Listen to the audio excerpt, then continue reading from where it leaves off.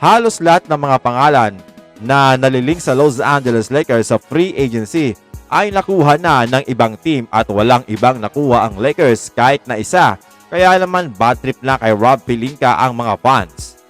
Natanong naman si LeBron James patungkol dito sa training camp ng Team USA at ayon kay LeBron, okay lang daw ito sa kanya mga amigo at kailangan lang nilang magtrabaho ni AD ng araw-araw upang mapabuti ang lahat at in-emphasize na sa oras na makabalik sila sa team ay kailangan nilang matutunan ang bagong sistema ni Coach JJ Redick dahil bago nga ito mga amigo.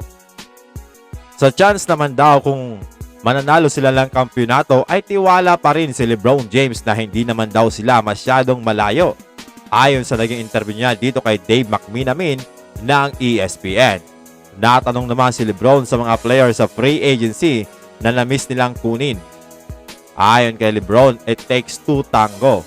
Para nga daw mangyari na makakuha sila, kailangan ng dalawang partido ay magkasundo.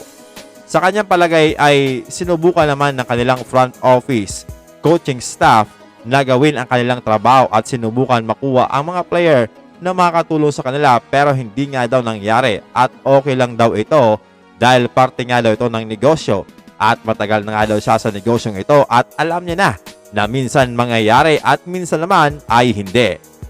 Hindi naman daw nila kailangang maupo at magsinungaling o kaya naman umiyak dahil hindi nila nakuha ang gusto nilang player.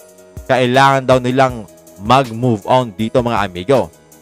Pinuro niya si Klay na isang magaling na player at maging si DeMar DeRozan ay isa din daw na magaling na player. Inamin din ni LeBron James na si Jonas Valanciunas talaga ang player na nakausap nila pero pinili nga ang Washington Wizards kaya kailangan nilang mag-move on. Priority talaga ng Lakers ang sentro kaya tamang-tama sana itong si Jonas Valanciunas kaso hindi nga sa kanila napunta. So parang may panghihinayang dito si LeBron James. Well, mahirap talaga kasi ang sitwasyon ng Lakers ngayon pagdating sa salary. Ang isa sa dahilan kung bakit nagpababa si LeBron James ng kontrata upang matulungan ng Lakers na hindi masagad sa second apron.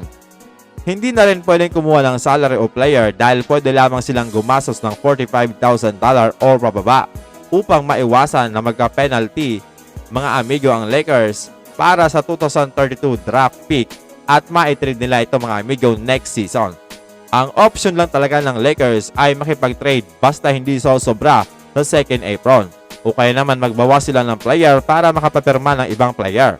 Marami ang naliling sa Lakers pero wala pa rin makuha. Andyan nga si Brandon Ingram, Jeremy Grant na talagang makukuha lamang nila pag nakipag-trade mga amigo.